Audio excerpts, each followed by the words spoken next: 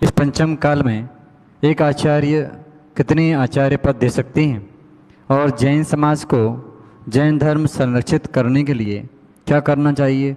निरंतर तीर्थ पर परेशानियां आ रही हैं, कृपया समाधान करें। बहुत अच्छी बात है। देखिए, नमो आयरियाणम, ये पद कह रहा है कि आचार्यों के लिए नमस्कार हो, ना कि आचार्य परमेष्टि के लिए। यानी कि बहुत सारे भी आचार्य परमेष्टि हो सकते हैं। आगे की बात बताता हूँ।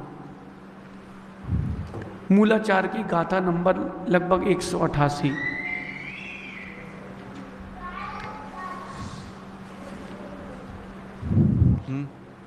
मूलाचार की गाथा लगभग 188 नंबर की गाथा, जिसमें आचार्य परमेष्टि का व्याख्यान करते हुए कि गणधर कैसे होना चाहिए उसका व्याख्यान है।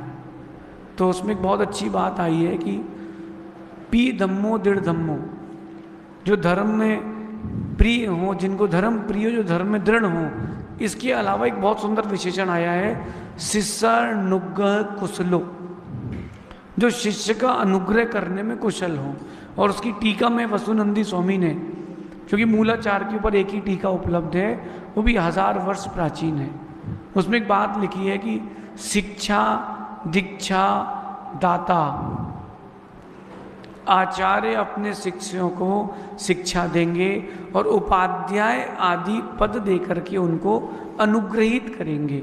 तो आगम में इसका वर्णन लिखा है, जो आचार्य अपने शिष्यों को योग्य समझते हैं और वो अपने संघ की व्यवस्था और अपने स्वयं के अनुसार उनको आचार्य आदि पद देते हैं। अभी वर्तमान की सबसे प्राचीन परंपरा कोई है तो वो आचार्य शांति सागर जी महाराज की, आदि सागर जी महाराज की है।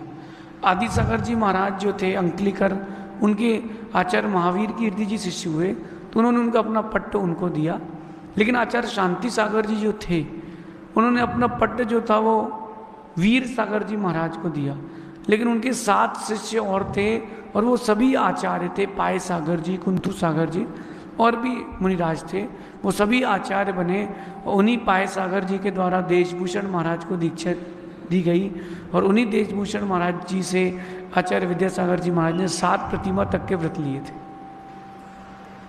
आचार्य विद्यानंद महाराज जी दिल्ली, वो भी आचार्य देशभूषण महाराज के ही शिष्य थे। तो इस प्रकार से कोई विषमवाद नहीं है, एक ही आचार्य कई शिष्यों को भी अपने आचार्य बना सकते हैं, बस वो योग्यता देखते हैं, फिर आचार्य उपाध्याय आदि पद देते हैं। और मेरा मानना है कि निर्मल समाधि के लिए ये अच्छा उपाय है।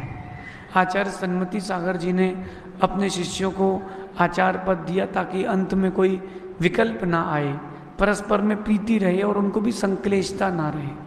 आचार्य विमल सागर जी ने भी ऐसे ही किया, आचार्य विराग सागर जी ने भी ऐसे ही किया और उसी का ये परिणाम था कि संक्लेशता रहित सुखपूर्वक समाधि मरण को वो प्राप्त हुए। तो ये आगम का कथन है। बस शिष्य की योग्यता हो, इसके साथ साथ उसका नियोग भी हो आचार्य बनने का। कई लोग योग्य होते हैं कि वो आचार्य पद का निर्वहन कर लें, लेकिन उनका नियोग नहीं होता। कई लोगों का नियोग होता है और वो योग्य नहीं होते।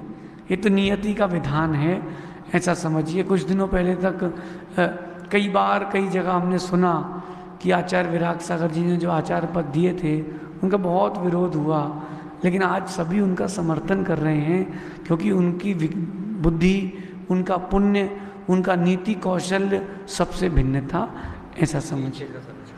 और रही बात तीर्थ क्षेत्र के संरक्षण की, तो श्रावकों का कर्तव्य है कि तीर्थ क्षेत्रों की यात्राएं करते रहें। जितनी अधिक यात्रा करेंगे उतना ज़्यादा तीर्थ क्षेत्रों की रक्षा अपने होगी।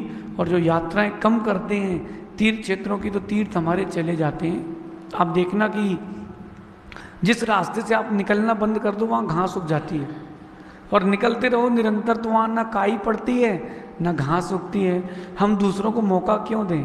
अगर आपको घूमना ही है तो गोवा जी ना जा करके तारंगा जी और गिरनार जी जाएं तो ज़्यादा अच्छा होगा, ऐसा समझिए।